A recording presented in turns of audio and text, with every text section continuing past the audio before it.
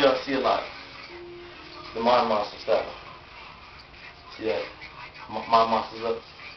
Claws. This has the most character out of all three of my styles.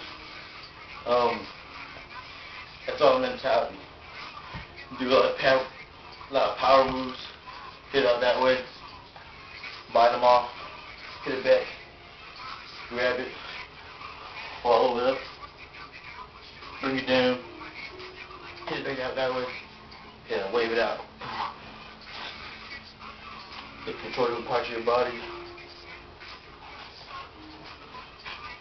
This one has a lot of faces. A lot of people aren't comfortable with. A lot of power.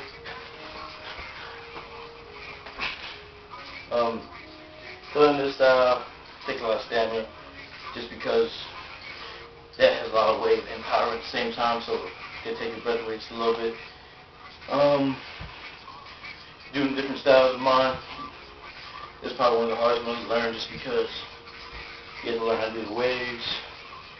You have to learn how to do big transfers. Shout out to Boy Rascal. Appreciate the help on those, buddy. I don't know. You can do the small transfers, just like bam, bam, bam, bam. Or you do the big open transfers. I could just step out like that, put my head back, chest back, hit it out, fall out, grab a leg here, hit that one out, grab it forward, hit it back, hit up, down, then reverse it.